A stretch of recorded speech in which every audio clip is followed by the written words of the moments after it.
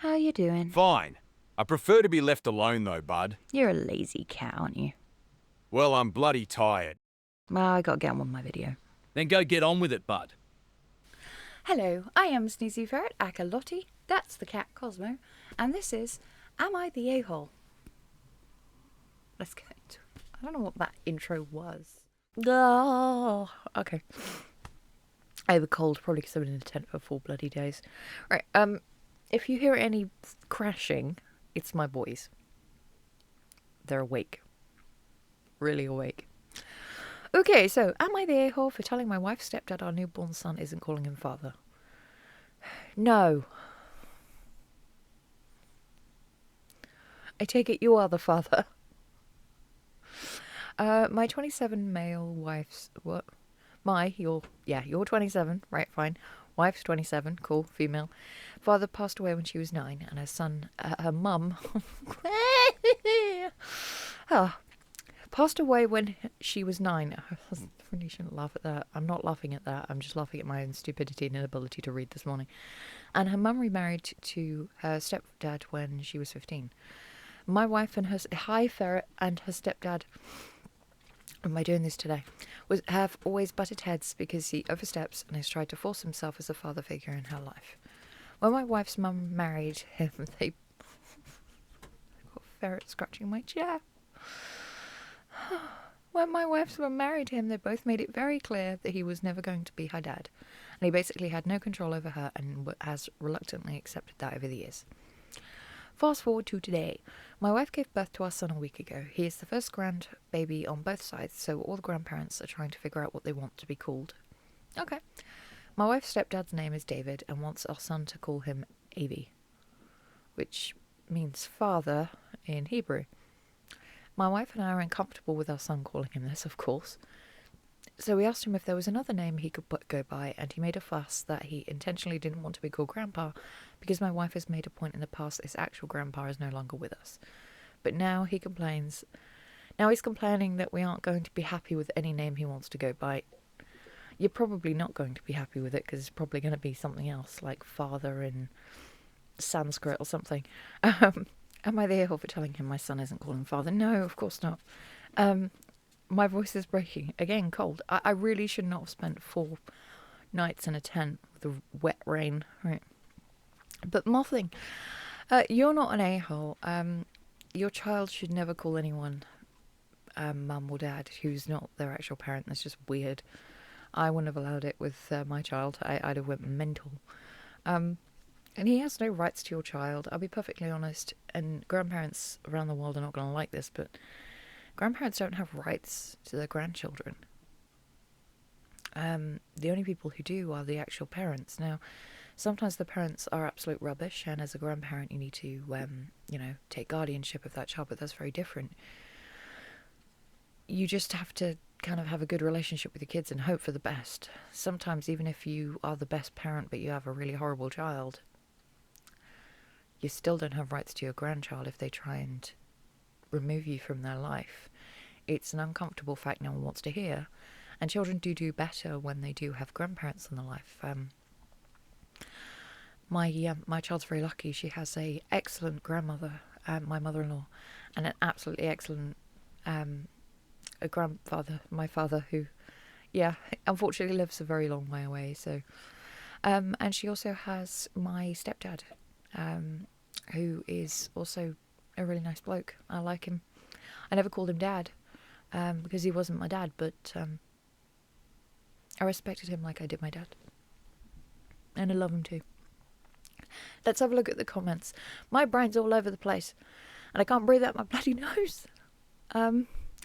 Not the a-hole for sure. Why the Hebrew word for father? Is he Jewish? Saba, Zedi? Oh, right there. How strange. None of us are Jewish. He chose Avi because it's the 3 middle letters to his name, David. Can you just do me a favour, say to your wife, your mother knows how to pick him, doesn't she? Not the a-hole. He shouldn't be called Avi no matter what because he isn't the father. You are. It doesn't sound like a grandpa would be appropriate either, even if he wanted it. Your wife doesn't see him as a father. Tell him that unless he stops being obstinate and picks a different name you all agree on, the baby's going to be calling him David. How about the baby just call him Twat? That might be something which just works. Next! I'm going to take 5 minutes, just clear my head. I don't feel any better. I took 5 minutes, which involved me just flailing my arms like an inflatable tube man, hoping that I felt better. I didn't. We got Quinn here now. You right, Quinn? Oh, no, not again. Oh, that's my eyebrow. You're a douchebag, you know that, right? I don't bite you, do I? No. I say bite, he's just like nibbling. He's still a baby. Look how tiny he is. He's so small. He's the smallest ferret we've ever had. He really is. He's just not growing. I mean, his growth spurt should be over now, but he's like half the size of his brother, aren't you? Yeah. My husband called him the runt. I had to hold back. You're not a runt, are you? No, you're my baby. You're my baby. You're my deaf baby. Who's just mental and adorable. Should we read this together, or did you just... That was a big sigh. I love you. Am I the a-hole for prioritising my hobby over my husband's? With they... Okay. Throw away because my main has too much identifiable info. Me, 39 female, my husband, 39 male, got into an argument tonight because I would rather do a sailing course than go to his half Ironman. I don't know if I'm in the wrong here. For context, we've been married for 2 years and dated for 7. The whole time I've known him, he's been into endurance sports. He's done multiple marathons, sprint and half Ironmans, and 1 full Ironman. I have attended almost all of his races to cheer him on. If you know anything about this world, it's a lot for the spouses and families. We plan almost every summer around his race calendar and training schedules. It is. This means taking our vacations in the off-season or him training during our vacation and him doing many hours of training during the week and on weekends. This is totally cool with me as I like my alone time and am generally pretty independent. Now for the argument. I've been wanting to learn to sail since 2020, but due to COVID and some personal health issues, it just hasn't happened yet. This year we moved spitting distance to a marina and I've made friends with people who sail. I feel like it's finally meant to be and I can't wait. The problem is that the sailing course I want to take is only offered on certain dates. Due to other plans we have this summer, the first one I could do overlaps with his half Ironman, so I wouldn't be able to go with him. If I don't do this one, then I'll have to wait until mid-August, which is late in the season where we live. I could find another place that offers courses, but I want to join the specific club because I know people there already and they have the best facilities and events. When I explained this to him and showed him the other dates, he suggested I call in sick from work for 3 days and do a different date. I replied in a snarky way, so you want me to miss work so I can go to your Ironman? He immediately got annoyed, walked away and said, fine, I'll just go by myself. This sparked a huge argument. I felt like it was an unreasonable thing to even ask me to do, and that skipping 1 race isn't a big deal. He says he felt like my response was dismissive, and that it was just a suggestion. He said this race has been planned for months, and he was looking forward to taking the trip with me. The race is someone we both enjoy visiting around 3.5 hours from where we live. While I do enjoy supporting him, attending a half Ironman isn't a relaxing vacation for me. It's super fun for him and I know it helps motivate him to see me cheering along the course, but it can be pretty tiring for me, and I've been to so many at this point, why shouldn't I put my sailing first? We talked it out, and I apologised for being dismissive and snarky. He's okay with me not going, but I'm doubting now. Am I the a-hole for how I reacted to his suggestion and skipping his race? Should I just take time off and do both? I wouldn't call out sick, but I could take PTO. Edit, I got the distance wrong. The race is 3.5 hours away from where we live, not 7, updated. I don't think that you're an a-hole. I don't really think he is. Not necessarily. I think he's just disappointed and reacted badly to it. It's really nice that you support him in his hobby. It sounds like you've been to quite a few of them, and that's a wonderful thing for you to do. Unfortunately, it seems like you want to do something new, and it's just going to be on the same date. That's life. There's no one bad here, not really. He was hoping you'd be there cheering him on. Once you won't. It sounds like after you two actually talked it out, he's fine with it, but you're doubting now. You're not wrong for not going. Personally, I don't know, it's kind of difficult because me and my husband have a very different kind of relationship. His hobbies are at home. So he'd probably put it to one side. It's difficult when you both have active hobbies, which mean that you have to be like traveling and etc. Because on occasions you're going to come to a point where one of you is not available. This is that time. I mean, you could move the date if you really wanted to, but it's not necessarily.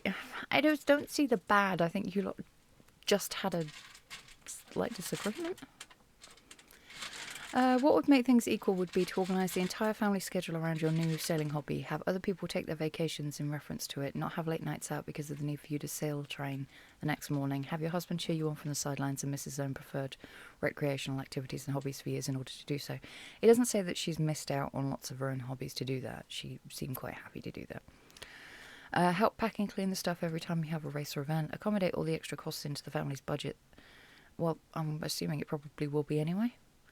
Travel many hours to watch you sail. Discuss sailing with you for about 500 cumulative hours a week for you to start training. Look, I disagree with this because relationships aren't really equal, or at least they're not split down the middle. Sometimes, I mean, I hate my analogies sometimes. My husband says they're a bit weird, but I'm going to try this one anyway. If, for example, your husband got sick and ill and you had to keep on travelling to the hospital back and forth to see him, does that mean then that he owes you cancer treatment? I should just not bother with the analogies. Oh, my brain. Yeah, relationships sometimes aren't equal. They kind of equal out, though, over the years for, in different things. But you can't just say, well, I'm doing this, so therefore you're doing that, or you're doing that, so I'm going to do this. It's not the way it works. There has to be some negotiation. Hostage negotiation.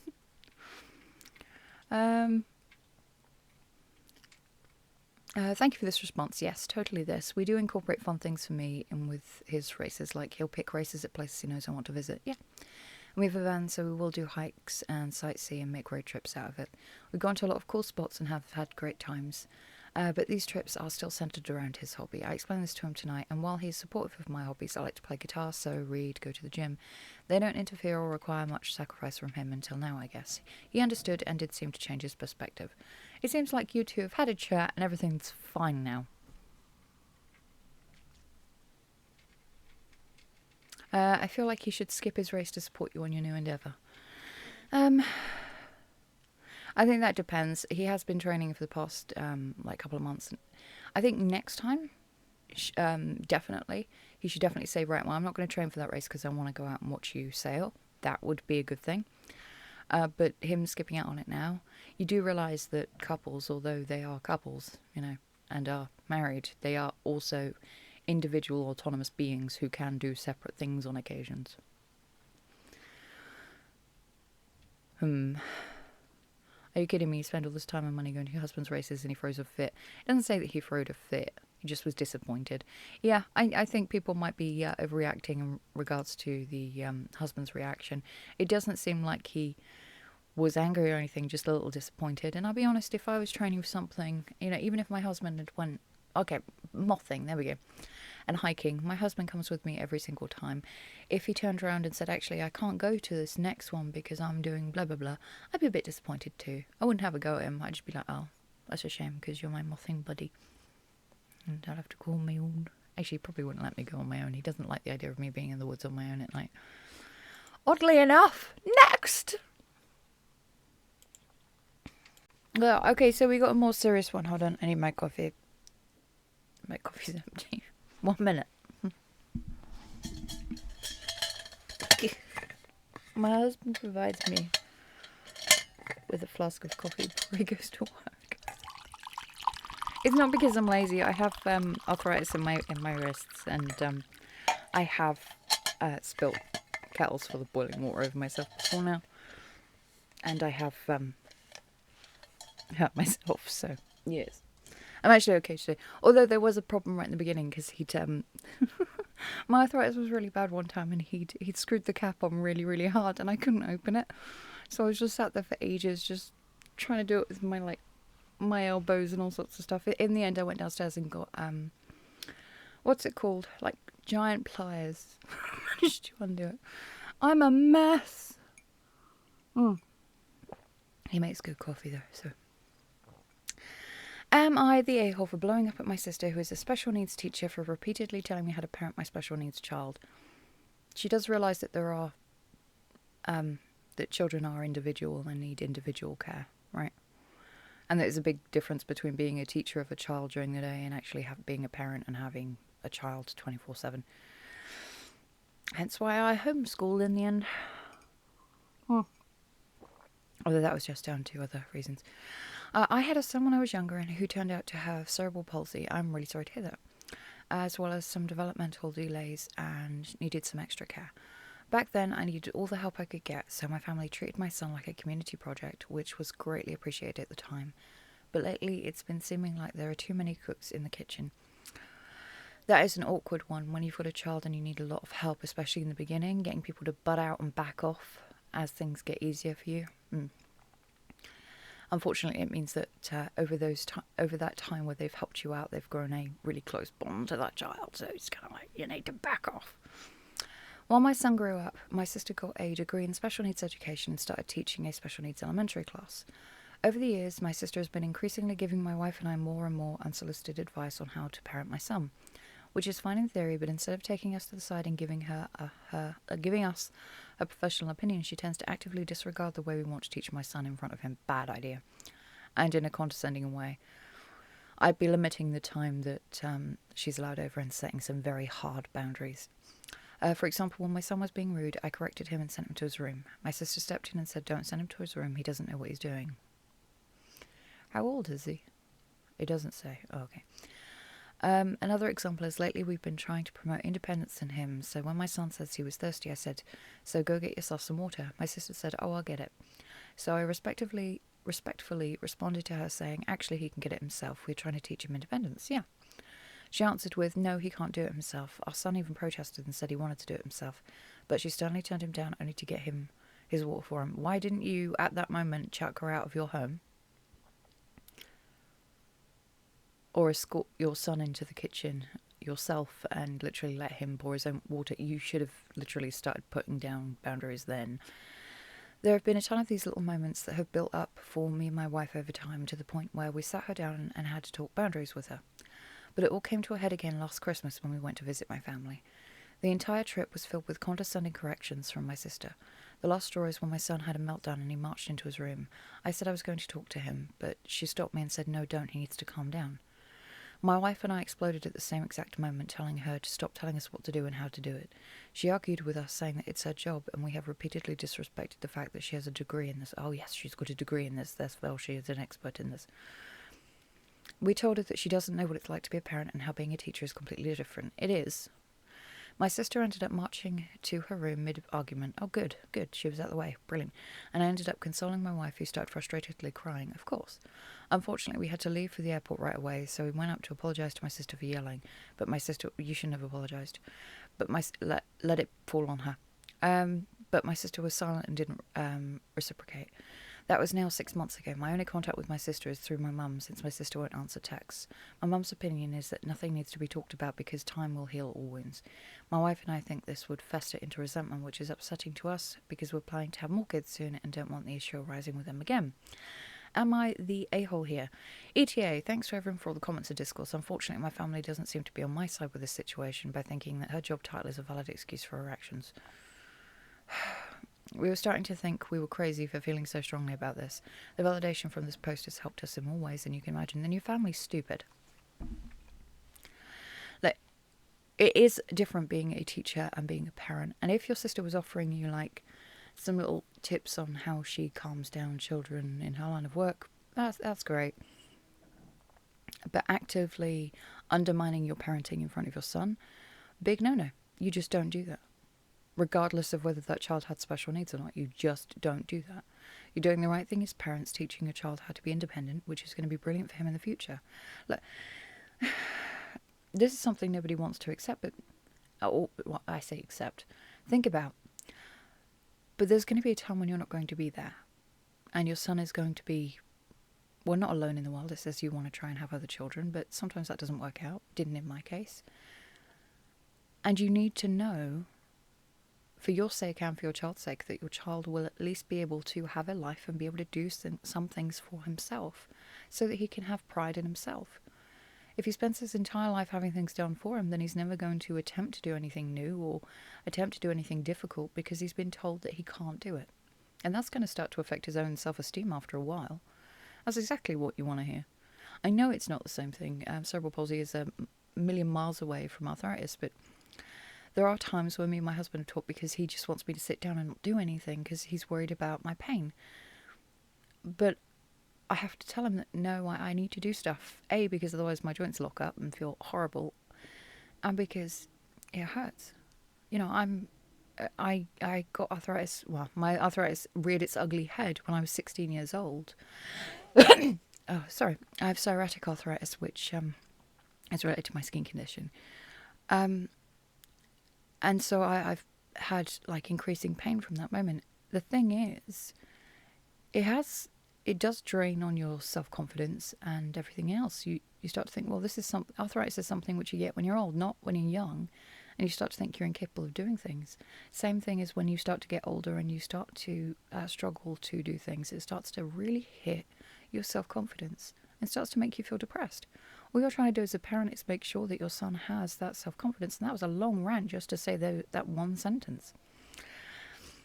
That's why I've usually got my husband here, because he tells me to shut the hell up.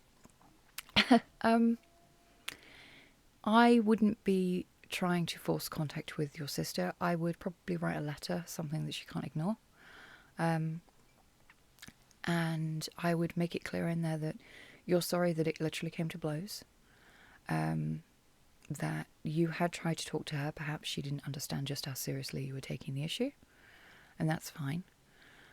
Just explain, though, that you're his parents and you get to see him all the time, not just when you've flown out somewhere. You know what is good for him and what is not. And as for your family, I try and explain to them that a degree in something doesn't make you an expert in something. It just doesn't.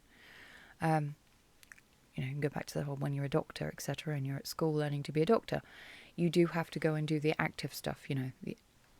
Why is a mouse? Stay still. Thank you. I've got a ghost in here. I have a ghost in the shell of my mouse. That's a really bad joke. They still take years to become excellent doctors because you have to keep on learning. You don't just stop learning. A degree doesn't mean anything. Well, it does, but it doesn't. Hopefully you know what I mean. Let's read the comments. As a special educator, I worry that your sister is not good at her job. Fostering independence in whatever capacity the child can achieve, that is one of our foremost goals. Yep. Your sister is enabling your son to use his disability as an excuse to rely on everyone for everything. You and your wife know what he can and cannot do, and it seems like you're doing a great job of helping him become independent and a good citizen. You are not the a-hole. I would have a discussion with your sister and set some very firm boundaries for seeing her going forward. Yeah, your sister's the a-hole. Sounds like the sister ignored their requests for boundaries repeatedly and the kid himself wanted to do things independently. It's definitely worrisome that her method of teaching involves infantilizing the youth and brushing off parents rather than having any sort of discussion. Sorry. Yeah, this comment here is probably, really, really important. If she's, they're like the worst possible scenario here, but if a child literally needs to do something for themselves and they know how to do it right and she doesn't, it could be a massive issue. I'm thinking more like medical devices and things like that. I'm not so sure as a parent I'd want her teaching my child. As a mama who raised a special child, I'd agree with you. Sister doesn't know what she's doing. Just remember, even some doctors graduated at the bottom of their class here. Having a degree is something does not in any way mean her experience and expertise supersedes yours. No. She needs to stay in her lane, which does not include parenting your child. If you obtain a degree in child rearing, does she expect you to take over and or have veto power over any future child she has? I doubt it. She's being an a-hole. You're only enabling the monster she's becoming by capitulating to her, and more importantly, you're hurting your son in the long run, since it's quite obvious that she has no clue what she's talking about. Yeah, I completely agree. The problem is that when it comes to special needs, all children are different, and they all have different needs. And you're not going to learn in a year at school every single one of those individual needs that a child may have. In fact, one of the things that you will actually learn during that course is that each child is different, and you need to, be, what's the word I'm looking for? Come on, brain, you can find it. I know you can. You can't be rigid in your thinking. There we go, that'll do. Right then, next.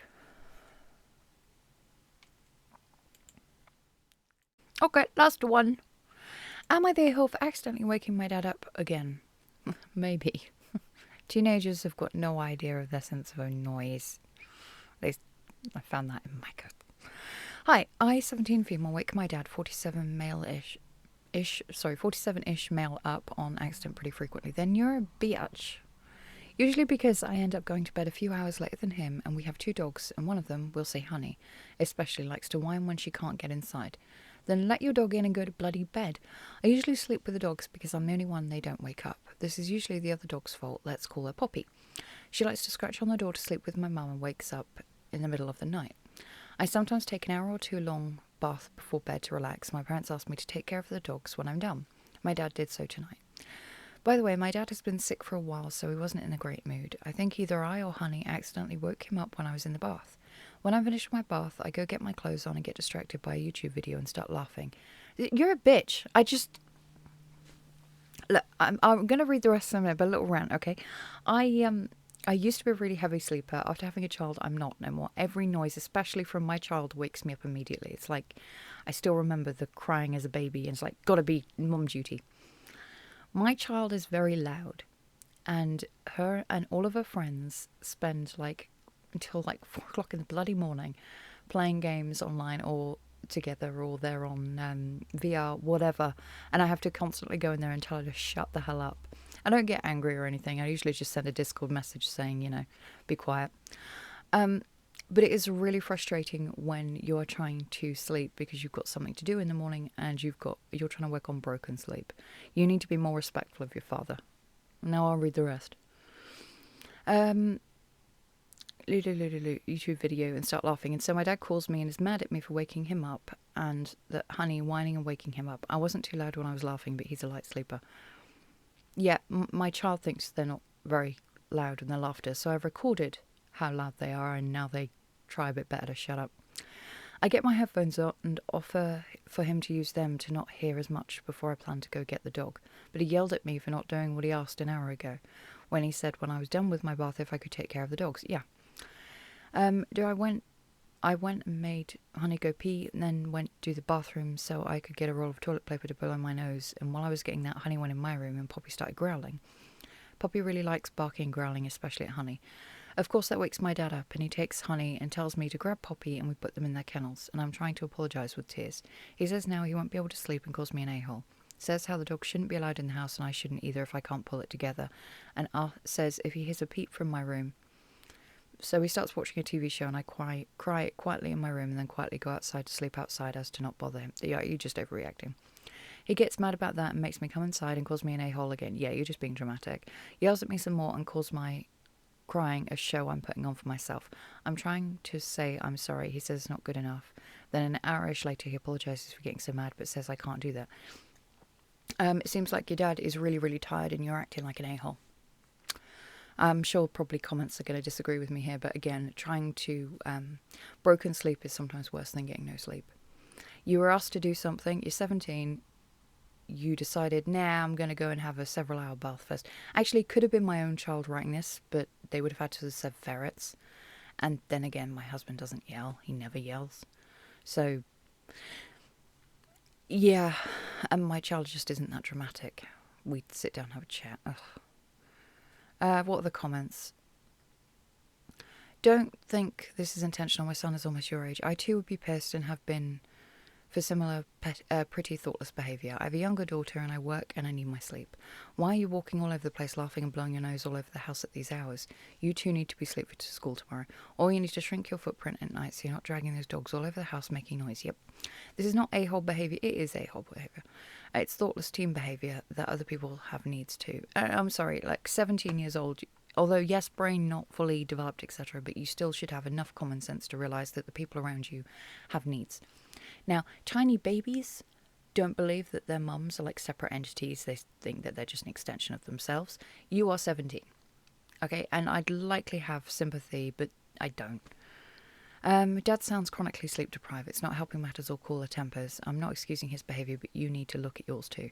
The guy is both sleep deprived and sick. I get it, you're a careless teen, but please be kind to both yourself and your sick dad. There need to be a lot of changes. You, the dogs, and the dad. I suggest you let your dad recover and also get some sleep before communication and a plan to move forward. Yeah. Not the a-hole. Yelling at you and calling you names isn't acceptable. It's abusive. I disagree. I didn't see what names he apparently called her. If he called her an a-hole, then... But gently, your dog really should get some training if it's growling and scratching at doors and disturbing people's sleep. And if the household is sleeping, I think it's a fair ask to move away from the bedrooms if you're going to be watching videos. Go watch them in your room. Sorry, but I disagree there. I think that... hold on. That said, I'll reiterate that his response was not okay, and I'm someone who's a light sleeper who hates being woken up to. Yeah, sleep deprivation is not a funny issue, nor is it okay either. Your parents aren't just your parents, they're also individual autonomous beings, which I've seen to have said a lot during this. And you are not the centre of the world or universe. They do need to sleep too. I'm not going to call you an a-hole because you're a kid and you're learning. Well, it sounds to me like you've been doing this for a while now and not taking it seriously enough, so I'm going to go for a-hole. You're 17, not 13, and putting the dogs in their kennels before watching YouTube doesn't sound like a big ask. No, it's not. Your father did not handle his anger well. No, he didn't. But his reasons for being upset were valid, and I'm going to give him credit for apologising. Yeah. Yeah, I'd say that's kind of big of him.